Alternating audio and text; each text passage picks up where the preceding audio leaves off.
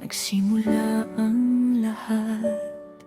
Sila Carla at Jomar, tadhana ang nagtagpo. Sa unang pagkikita, hindi nakala na damdamin ay usbong, unti-unting mamahalin. Hindi madali ang daang tinahak, ngunit sa bawat araw lalong tumibay ang loob. Pinatibay ng panahon, pinatatag ng tiwala. Sa isa't isa'y hindi nag-iwanan.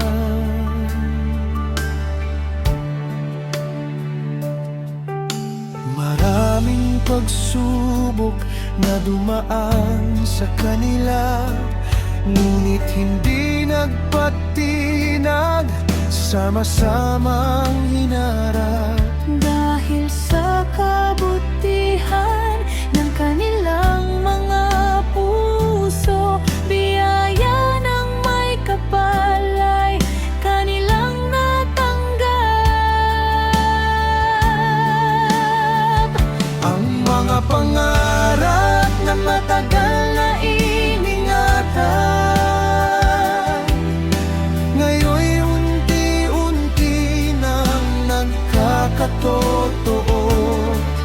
Sa gabay ng Diyos na laging kasama, ang Team Kalingap ay naging tulay ng tagumpay. Dahil sa pagmamahal ng pamilya at kaibigan, at sa mga sumusuporta, Patuloy ang pag-angat, magkahawak ang kamay, walang ibang hangad kundi magkasama. Jomar matatag, wala nang makahahadlang sa pag-ibig at tagumpay na kanilang pinapangarap. hanggang sa dulo ng walang hanggan. Sila'y magkasama. Then, grabe. Di ko akalain na magagawa ko yung mga gantong bagay. Parati akong nagda-doubt sa sarili ko na kaya ko kaya. Then, may gabi nga po na minsan na na umiiyak ako kasi iniisip ko, paano na kaya? Sabi ko, sana ako kukuha ng ganito, another budget para dito. Then, yun, nagpe-pray na lang po ako. Tsaka, dito naman sa vlogging, yan, sa pagbablog ko. Then, ito yung talagang pinagkukunan ko. Ito yung pinaka-source ko. Kung hindi isa bash, sa velvet box, yan. Kahit ano na lang po. Then, makakaya yan. Kayang-kaya yan. Then, syempre, maraming salamat po sa inyo, sa inyong support, sa inyong love, sa akin, sa amin. Sa patuloy na pagsuporta sa akin simula na dumating ako sa Kalingap hanggang ngayon. Then, syempre, sa mga taong nagmamahal po sa amin, sa mga supporters, yan, sa mga sponsors, syempre kila Kuya Rab po, kila Lolo Val. Nai-excite din po ako na maipakita itong bahay na ito kay Mama. Dahil simulan ito, di pa nila nakikita, nila Mama, nila Papa. Then, sana po is ma-vlog ko din kung anong reaction nila pag nakita nila ito. Then, although alam ko po na proud sila sa akin. Kaya thank you sa aking mga magulang din, sa pagmamahal, sa suporta, then sa pagpapalaki ng maayos po.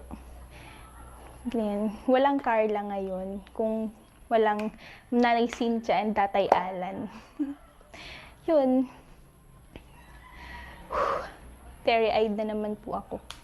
Then, every time po na bumabalik ako dito, di ko lubos ma-imagine sa sarili ko na kaya ko palang magawa yung mga gantong bagay.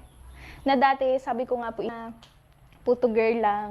Yan, may simpleng pangarap. Then, tamang drawing lang ako dati sa papel. Yung dream house ko talaga is dinodrawing ko yan. Pinapaganda ko, kinukulayan ko po yan.